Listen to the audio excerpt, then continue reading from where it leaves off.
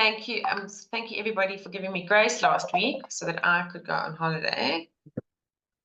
I appreciate it. Derek, I'm assuming you'll be off next week. You won't be joining us. Yeah, I won't be here. Thanks. Derek's gonna tough it out and go for a walk in the wild, literally. Cool. Okay, chapter 7 to 9. I feel like we're starting to get into this book. I feel like it's starting to get a little bit real in terms of some of the questions that I need to ask, that we need to ask ourselves as business owners. And I think next week's section is even better. But let's have a look. How did we do on our action points from last week? We needed to look and articulate the reality, to add some of the things to our previous, whatever strat work you've done in the past, right? So whether it be Donald Miller's goal setting, or whether it be, CEO letter from the future, those kinds of things. How did you go with adding your rate of growth, your key processes, your key objectives, and your market position? How did you go with adding that stuff into your strategic documents? Just throw it out there. Who wants to start? I can start, Anne. Yes, go ahead. Yeah, so what I find quite useful is that I look at this as a story. So it's a story of it's my story. The business happens to be that story.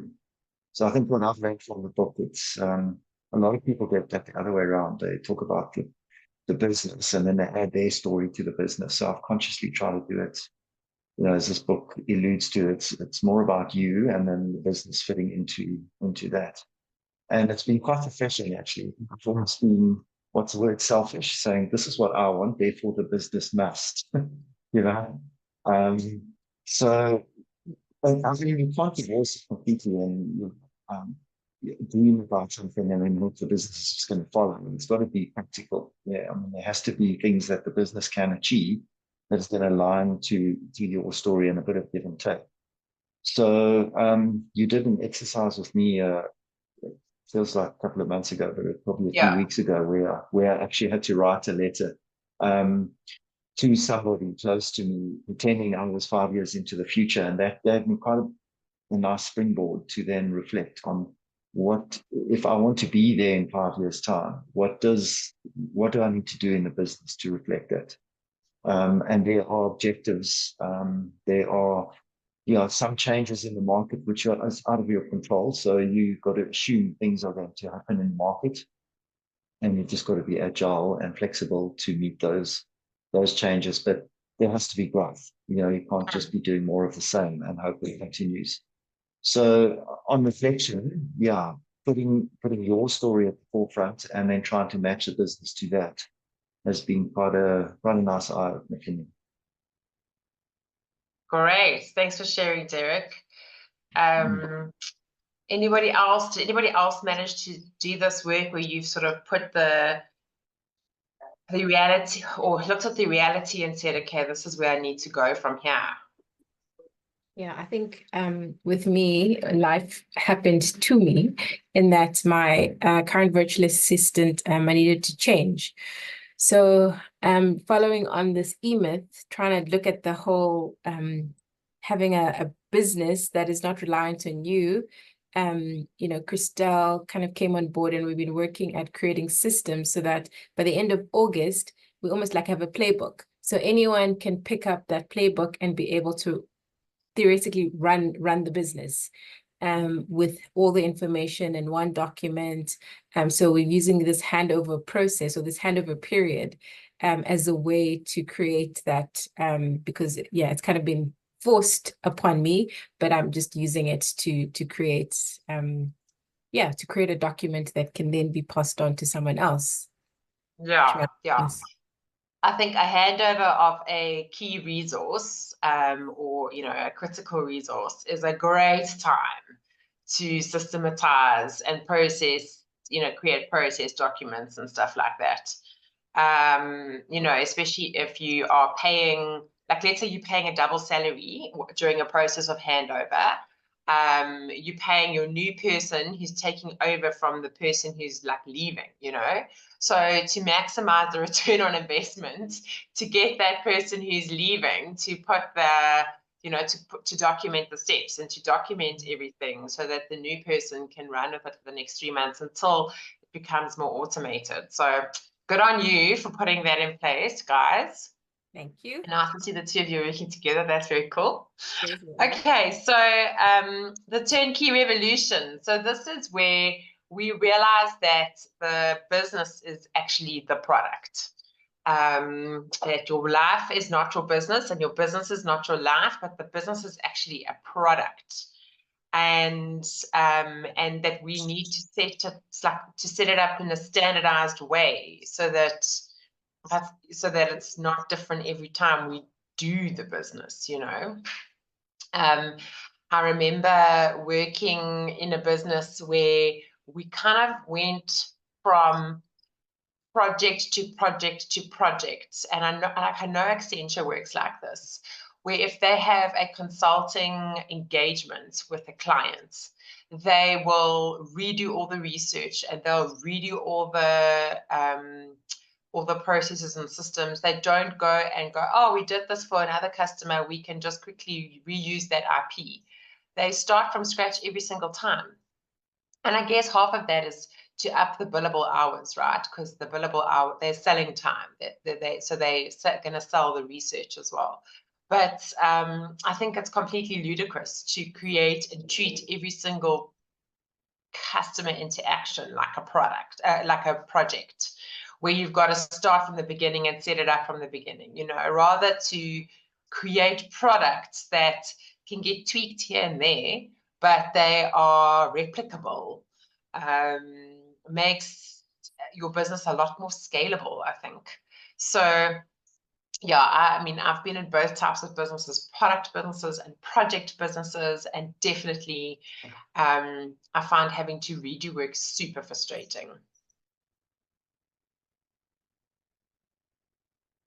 So we have a lot of talk about McDonald's in these sort of chapter 7 and 8, and I'm not sure what your guys' feeling is on McDonald's, but I can certainly say that they have a very consistent product.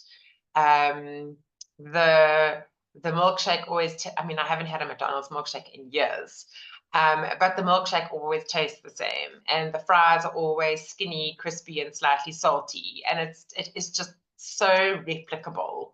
And I went to I once went on a tour with somebody who worked at McDonald's, and they literally went to like the Hamburger University or something like that. I can't remember exactly what it was called, but she got out of school and her parents couldn't afford to send her to any kind of tertiary education, and she started working at McDonald's even before she left school, and she started working her way up through McDonald's, and you know, did this kind of McDonald's University thing, and you know, then was running her own franchise store. And she was totally like McDonald's brainwashed. In fact, and the tour that I went on was European. It was a long time ago, I'll admit, but she made it her mission. She was so brainwashed that she made it her mission to go into every single McDonald's that we found in Europe and test out the fries and a shake, just to see like what was the quality like, was it standardized? I mean, and like that was her thing. It's like, I wonder if McDonald's paid for her tip, but it's that consistent quality and customer experience that you've come to expect out of McDonald's. And wouldn't it be great if our customers had a consistent experience from us, regardless of who they were dealing with in the organization and whether or not that person was skilled enough to actually help them?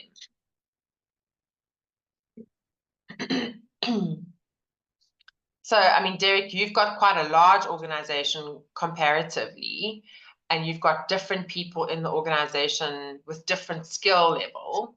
How do you rate the consistency that your customers would experience across your organization? Yeah, interesting. I think it would be great if we could get to a McDonald's execution recipe, but a large portion of the services are delivered by people, and I mean your people are not always going to be the same. Yeah. And there are nuances on actually what the customer is expecting, or what the customer would like. So you could go in with a near perfect product as you would want to replicate across customers, but there are going to be nuances of changes. But it doesn't I don't think that should be a detractor from trying to replicate the McDonald's type of product. If you can do that, then the nuances are small changes in product to adjust to the customer's environment, as opposed to reinventing the wheel every time you go in there. So now I subscribe to it. I think it's a great methodology. I think, collateral messaging, whether it's on social media or on your webpage, the messaging in your proposals, I think that needs to be consistent all the time. And yeah, it's safer than trying to redo it and readjust and replan. And you tend to get your pricing if you change too often when you're doing it the sort of the Accenture way. Your pricing might vary, and you're going to have some hits and some misses. Whereas productizing it, I think, is a much safer way of keeping standard margins, standard products as far as possible, and then the results, not being surprised. So yeah, I'd love to be more McDonald type, and maybe that's just an aim. Something that I need to get to. Yeah. So, and I also think if you are looking to create a business that you can sell, right, whether you're looking to create a medical practice that you can sell, or whether you're looking to create a, like a services business that you can sell, or whether you're looking to create a revenue generating product business, like, you're selling actual tangible things. The essence here is that you're looking for a foolproof, predictable business model that somebody can walk in here and say, I can see exactly how this delivers value, because it's system dependent, not people dependent. Yeah. That you as a business owner are no longer a key dependency in the business, like it can work without you. And that the prototype is made up of predictable components. So if somebody is one of those components, but the service and what they do is predictable, you take them out, you put somebody else in, it doesn't really make any difference.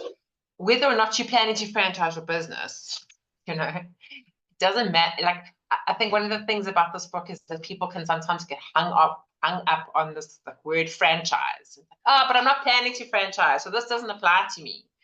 But the idea is that it could be franchise, whether you're planning to franchise or not. You could franchise it, and it could work anywhere in the world, because it's so predictable. So the question, I think, at the end of this chapter that I asked myself was, what do you need to start doing or stop doing to give yourself the freedom to work on the business? So, and obviously, if you go, I need to stop doing my own accounting, that's great, but you can't stop doing accounting, right? Like, you have to keep on doing bookkeeping. It has to get done. So how are you going to stop doing or start doing that thing? How are you going to, if you want to start doing, more strategic planning and strategic thinking, or more networking with other business owners, that's great. How are you planning to do that? How are you planning to create the time in your day or in your diary to do those types of things. So it's not just about, oh, this is what I need to start doing, or, oh, this is what I need to stop doing, but it's also how do you plan to create that capacity for you to be able to put that thing down or start doing that thing. And I think a lot of times as business owners, we do focus on, like, oh, wouldn't it be great if I could take a CEO day every second Friday and do strategic work and work on the business. That's cool. But then, you know, can you realistically clear your diary every second Friday? Like, what are you going to have to put in place so that is realistic?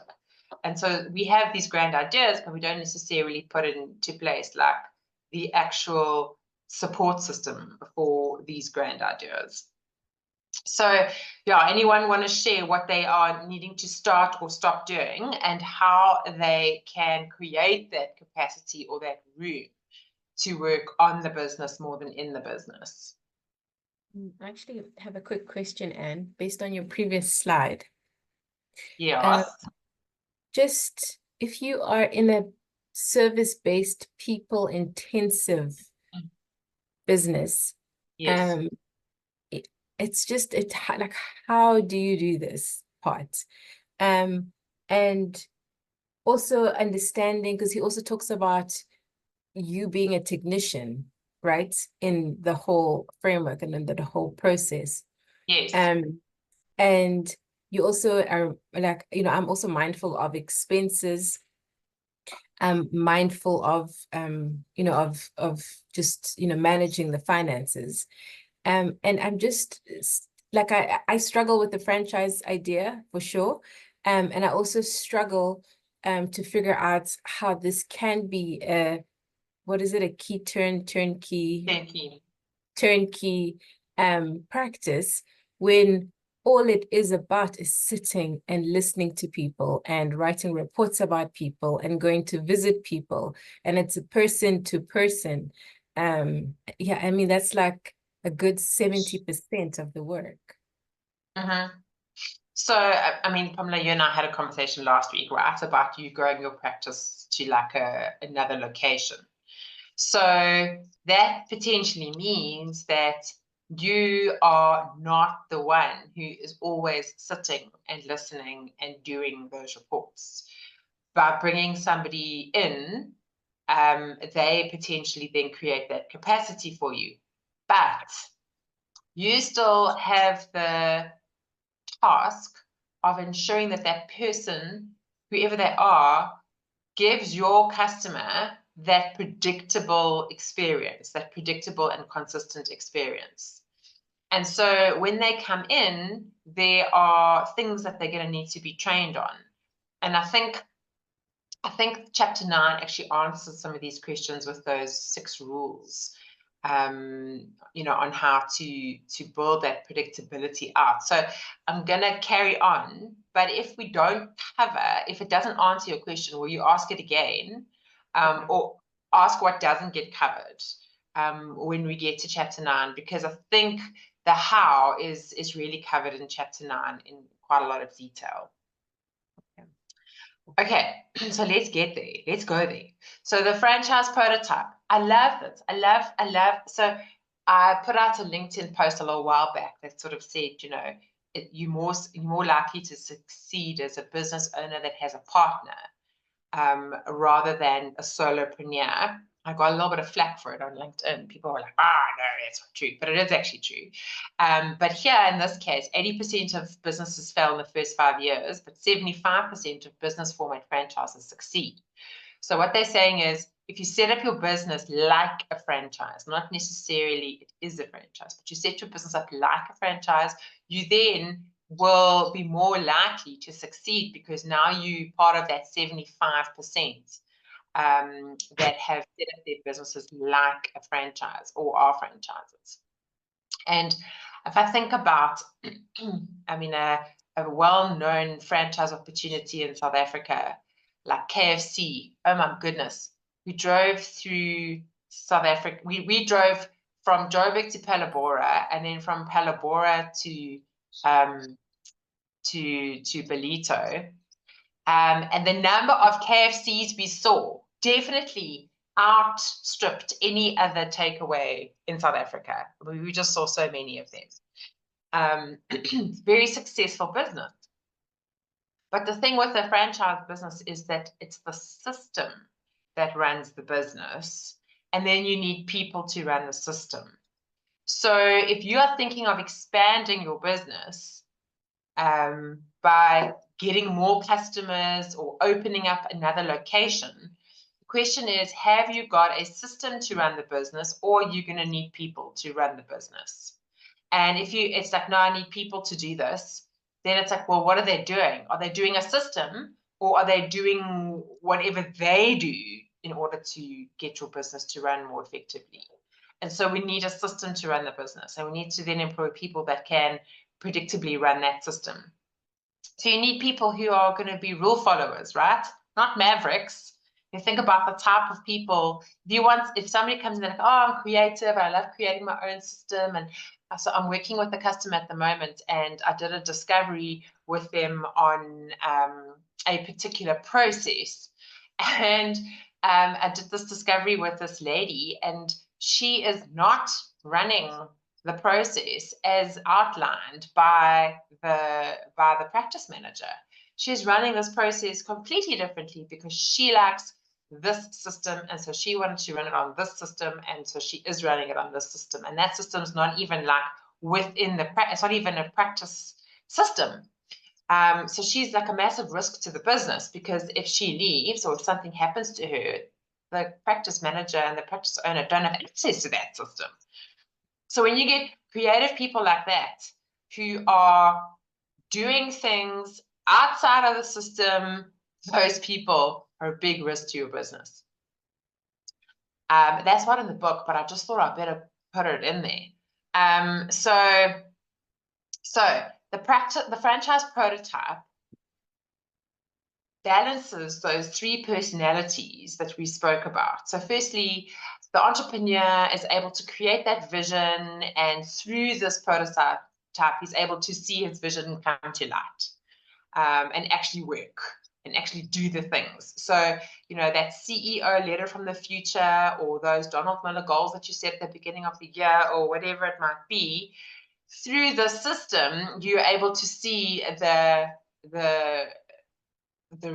all of that become a reality. Then the manager loves this because there's a system, and managers love order and they love systems, and it's predictable, and so they are super happy. And the technician is the one who actually goes, okay, in order for this to work, we have to do A, and then B, and then C, and then D, and we have to do it like this, and we have to do it like that.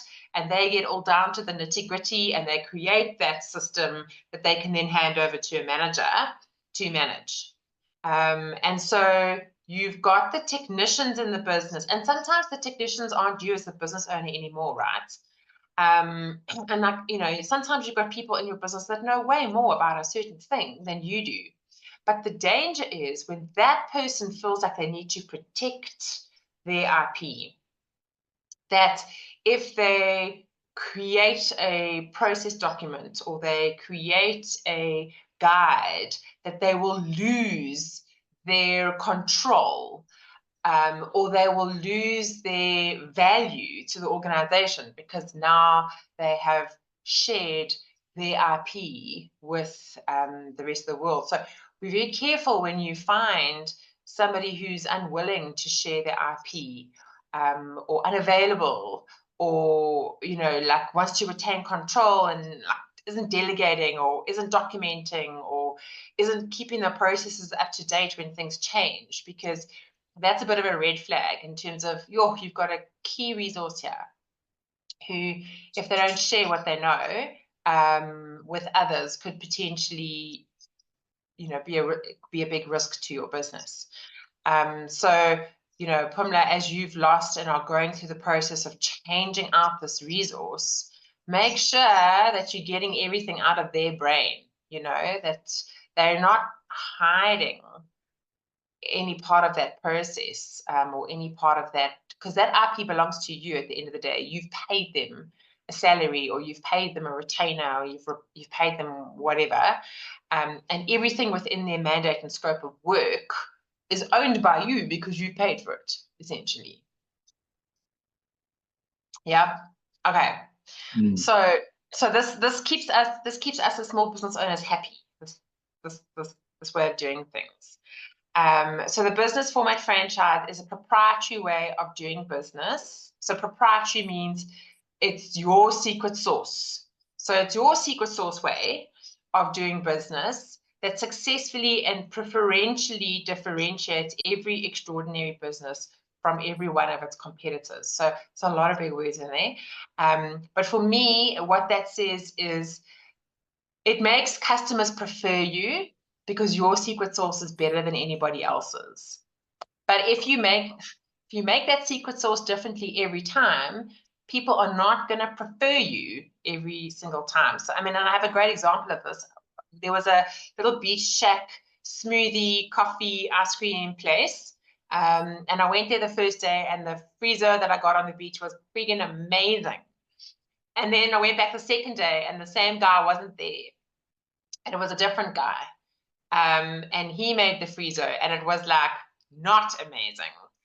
And so you know, there was no recipe. They weren't following any recipes, like a bit of this and a bit of that. And there wasn't a chart to say how many glugs of what and how many scoops of what. And I couldn't see any evidence of that.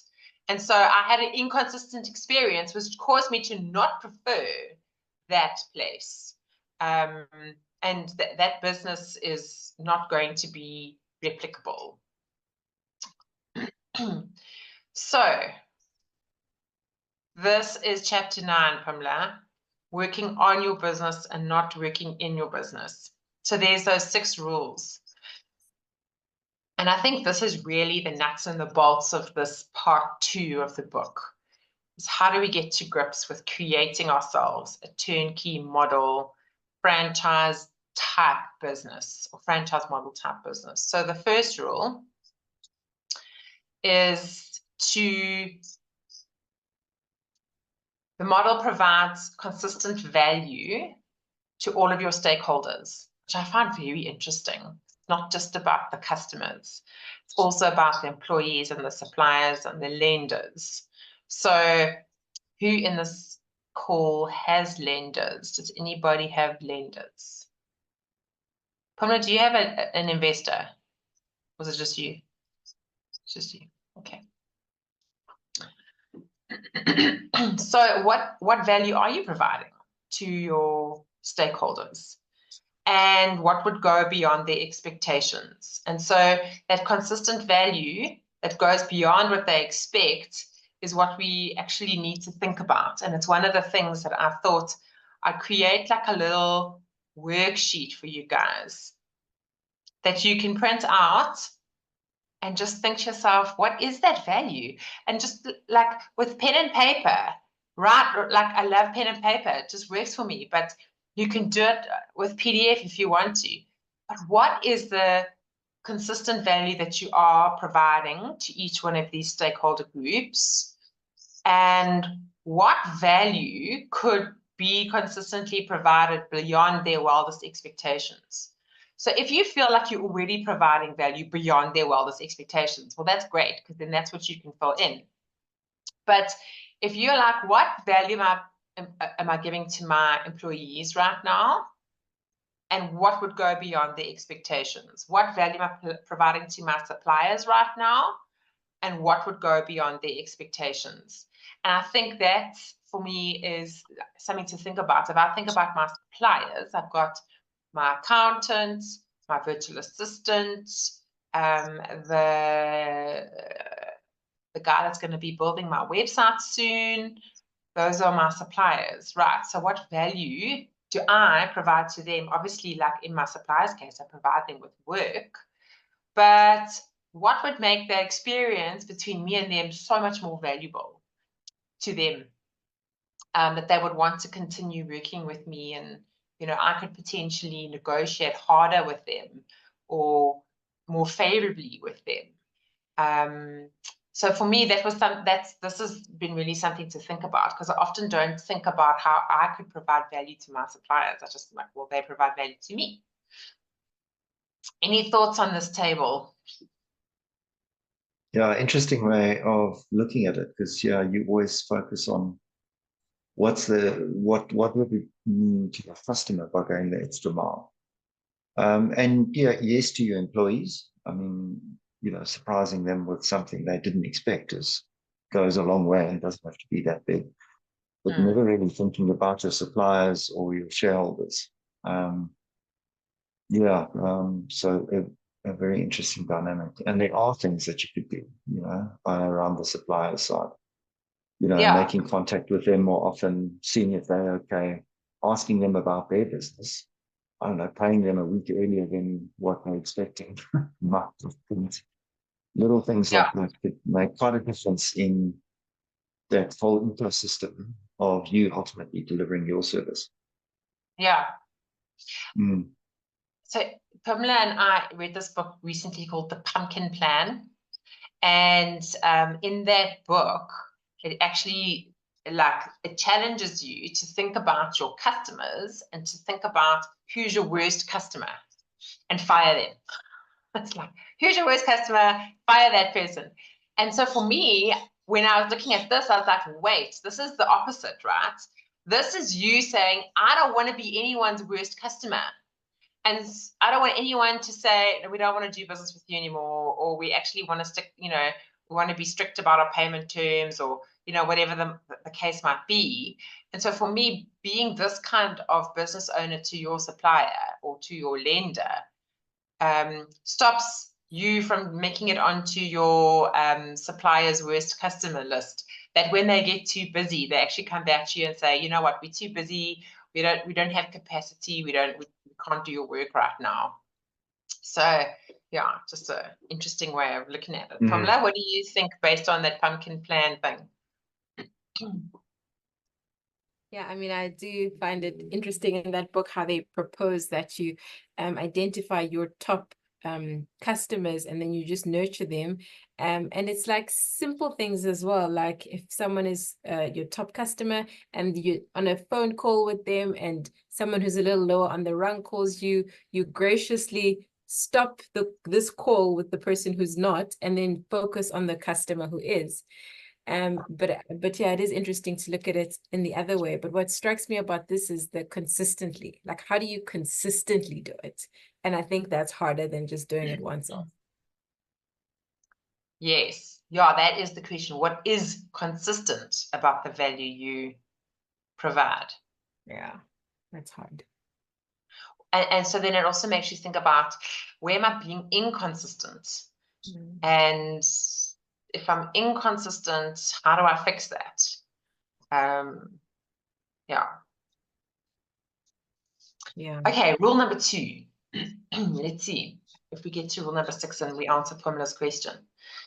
The model will be operated by people with the lowest possible level of skill. So this one was a major status quo challenge for me, because I've always been a supporter of knowledge workers and people who are skilled, especially as I've owned consulting businesses and managed services businesses in the past. Like, yeah, you need skilled people and you need to bring in the highest skill possible. But then I've met people who have brought in like interns and matriculants, or I've had a matriculant. I didn't enjoy it, but I didn't enjoy managing a matriculant. But there are people that do enjoy managing people with the lowest possible level of skill, like matriculants. And for me, it's like, if you have highly skilled people, number one, they're quite expensive, but also number two, it's impossible, if the job is based on their level of skill, it's impossible to replicate that, because you can't replicate that human.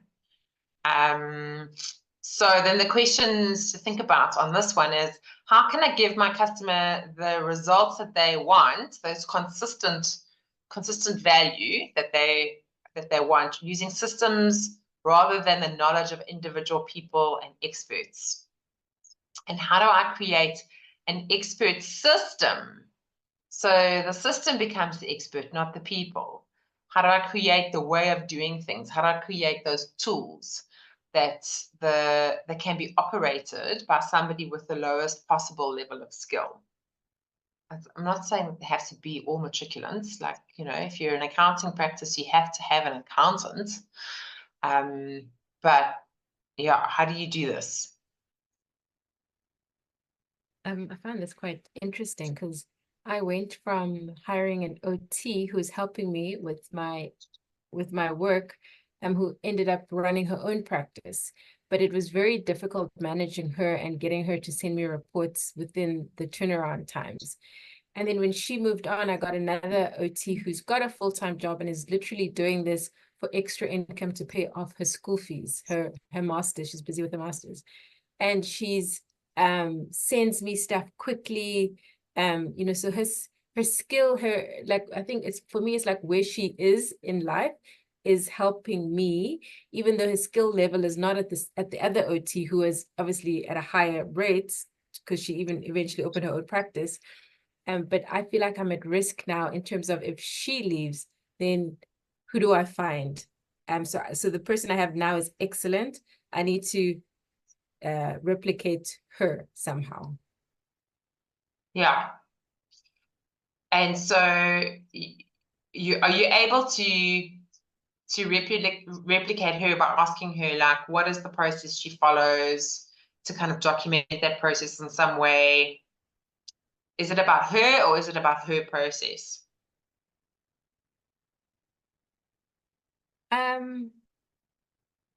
She just seems very driven. I mean, she's got like two other jobs and is just working really hard to pay off her master's. So yeah, I'm not sure if you can really, you know, replicate that type of scenario.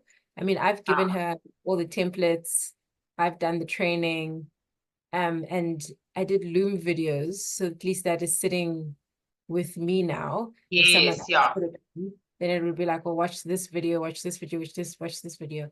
And then I guess just be strict with the turnaround times, because if they miss their turnaround times, then it affects my system. Yeah. Yeah.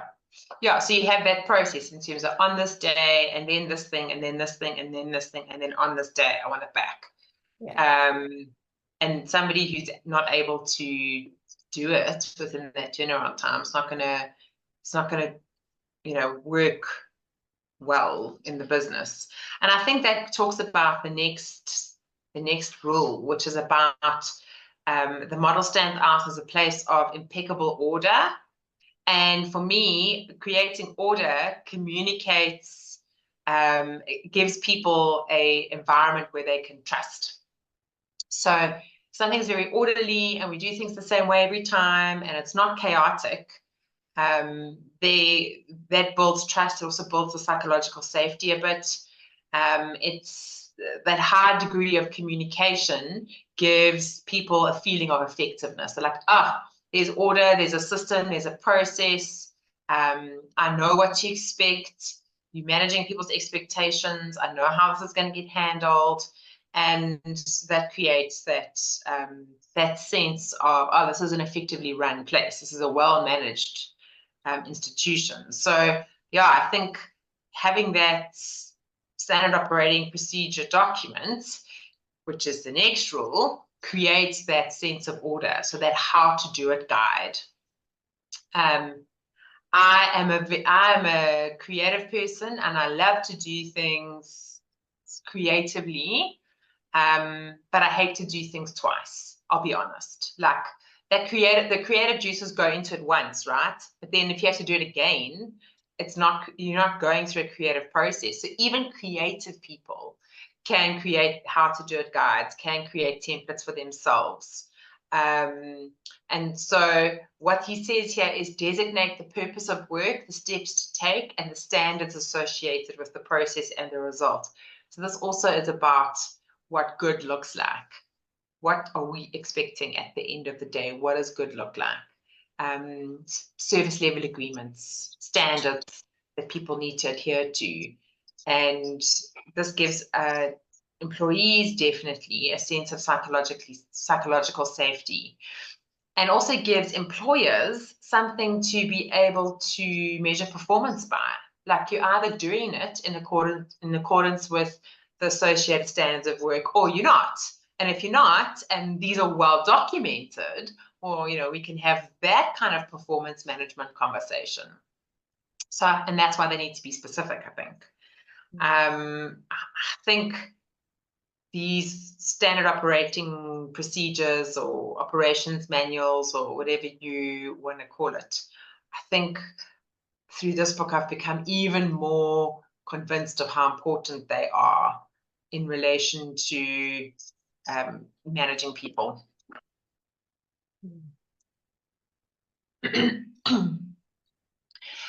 I think the key here is not to wait until you have people to manage, hey? Christelle, you're a solopreneur. Any thoughts on your state of your standard operating procedures? When I started my business, I created all of these things in the beginning. So the first 4 months of Assistant Works, I worked on processes and systems and got all of that in place. I do feel, however, that it's something that you need to keep an eye on. So as things like you've mentioned before in the session, that you need to update it as things change. So I'm there at the moment, you know, and I think it's very important because I have like a handover document for every client. So if anything should happen, I hand over to my clients. So this is something I have that as my instructions come in and things change on their side, I update it. And then when I move on or whatever happens in my world, I will obviously give this to my clients. So I think it is very important. It is actually key for anybody, you know, any business really. So if they want to continue and have no misstep or anything like that, or any gap in their services, it's critical. You need it, you know. So that's my thoughts. Keen to learn anything new or add to any of that, because I know that it's not perfect, but it's an ongoing step. Yeah. How do you think that these documents are internal only, or is it something customers get to see? Well, for me, it was internal for now, and then if the clients want it and if things move on, then I would give it to the clients. But if you want one, can definitely share. It's not a secret because it's your work, you know, so my clients' work. Yeah. Yeah. So rule 6, and this is where he tells the barber story about the inconsistent experience that he had with this new barber. But the whole point of providing a uniform and predictable service to the customer is that we need to look and act orderly. So things need to look like they're in order, but then we also need to act like they're in order. So when you get mavericks who don't stick to that standard operating procedure, even though it's there, you still get people who decide to do things differently every single time, then that experience lacks that consistency. And the idea is that you're giving a good experience to the client that can be delivered consistently by every single member of the team, right? So if you treat somebody like a VIP because you, the director, are dealing with them, that can't be consistently replicated. So the question is, does the client get a consistent experience if you step in and provide that, you know, and like pull strings and provide, because then they're going to come to expect that same sort of intervention every single time, especially if you're running a bigger business. And I think this is where sometimes we can hurt ourselves by doing people special favors, or this time I can get that report out in 5 days, but you know, normally it's 10, but I can do it for you in 5. And then they start to expect it in 5 every time because you were able to do it in 5 last time. Why can't you do it in 5 this time? You know, so it is giving a client like doing a special favor for a client breaks that consistency rule. So yeah, I don't know what you think about that, but for me, it's definitely been my downfall when I've done special favors for people or pulled strings or, you know, contacted behind the scenes, and then, you know, all of a sudden these types of things become the expectation or the norm. Yeah, I think every situation is also slightly different. And if a customer is contacting you on a, you know, as the owner of the business on standard deliverables, and there's an explanation as to this is why, and it's a once-off, you might, you know, just in terms of the relationship, you might say to the customer, look, I will pull a few rabbits out of a hat, and I will, you know, do whatever I need to do to give you the report in the 5 days. And if that customer is phoning you, you know, every month to ask that same favor, well, then they've just crossed the line. But if they do it as a once-off and you get involved, I think it's good for the relationship that you as an owner are willing to change the process to get something out quicker. But you know, as long as they don't cross that line, there's got to be a very good balance between what you do as a favor and what you do consistently for them as part of your contract. And be careful. Yeah. And I mean, it can also sometimes undermine the relationship that the key account holder or the staff member that's responsible for that customer has with them. Yeah. And like take some power away from them. Pamela, you also Yeah. nodding. I think you've had experience with this. So I've had terrible experience with this because sometimes I will answer the phone. So the system works in such a way that it goes first to my virtual assistant, and then if she doesn't answer it, then it comes to me. Anytime it comes to me, I somehow give everyone a discount. Like I don't know what happens, but they'll ask me a very simple question. How much is it to do an FCE? And I will just give them a lower rate. Like, I don't know what's wrong with me. But when she answers the phone, she follows the process. So she gives them the right amount. Got a script. Yes, there's a script, but I am the problem. So I just need to ignore all phone calls. I shouldn't answer the phone. I just shouldn't. Awesome. Yeah, I mean, also you become out of touch sometimes with the way that things are actually done. Hopefully those processes were updated, but you're like, yeah, I think that's how it works. I'm not actually too sure. I'll have to get back to you on that. I always found the safest thing was to say the person who actually does this will get back to you because I'm a bit far removed from this process. Yeah. Anyway, okay, the last rule. Let's see if we've now answered Pamela's question about how do you actually do this. The last rule is the uniform color, dress, and facilities code. Now, I mean, obviously, if you work at McDonald's, you've got the same shirt and the same pants and the same hat and the same gloves and all the same. I think most of us are in professional services, and so we don't necessarily make people come to work wearing like a white shirt and a black jacket and all of those kinds of things. I think the point around this is what colors, literally what colors are going to impact sales positively. So like I have a couple of rules in my business that people that I've worked with will know. Pricing always needs to end at a 7. So like that's a rule of mine. My pricing always ends in a 7. And the button to purchase always needs to be yellow. Like those are my rules.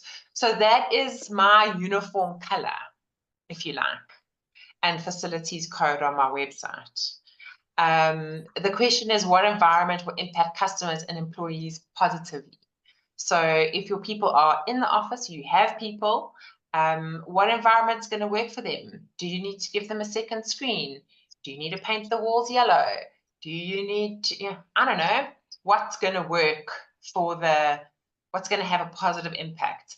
And I think the whole point behind this rule is to make sure that we think about the environment that our customers and our employees find themselves in wherever they find us, whether it be in person or online, and how our employees show up in person or online. So like I know, Derek, your business has a camera on policy. Like we show up and our cameras are on. And that for me, like, talks to this rule about how do we show up? What do we look like when we show up? And what are those standards that we adhere to in terms of email and telephone etiquette and how we answer the phone and things like that. So if we look at the summary of all of the rules, which ones are you giving? How would you rate yourself out of, give yourself a mark out of 5 for each one. We won't say 10 because that's just too hardcore, but we'll say 5. Give yourself a mark out of 5 for each one. Which one are you scoring the lowest on? Where do you need to put in the work?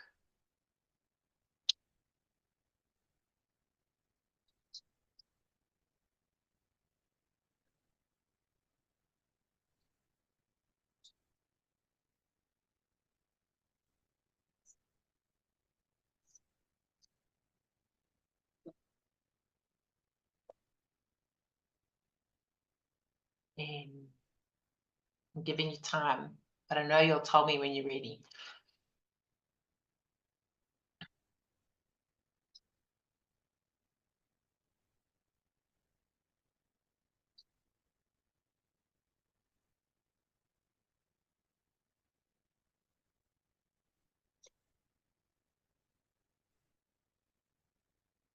So I'll go first. I think I'll score myself a 3, 2.5, 3. Just because number 2, I don't have any staff just yet, but eventually I'm hoping to get there. So that's not applicable to me just yet. And the operating manuals, even though they're in place, this is something that I can always improve on for my clients, because needs change, rules change, systems change. So I need to keep these things up to date for my clients. Yeah, so I think 2.5, 3. Cool. So if you had to pick one of these to work on this week, and you had to carve out 2 hours to work on something this week, out of these 6 things, what would it be? My own operating manuals for Assistant Works, because I haven't looked at it in ages. So I just need to go and see what I've documented for my business and then just keep that up to date. I'm good at keeping everything else in order, but my own stuff's on the back burners, so. Cool. Pamela? I think because of like where I am with the virtual assistant leaving and that, I would have to work on 4 operating manuals on all of my stuff, so that by the end of August, all my systems are documented, and I could basically hand that over to someone else. Like that's the dream. Yeah. Cool. Okay. And Derek? Yeah, I also, I feel like 4 is the anchor on all of these. And if you can get 4 right, and both the staff, all the staff are aligned on your operating manual, the other things are easier to manage. You can work on the others using your operating manual as your foundation. So I feel like it's something that I definitely need to work on across the business.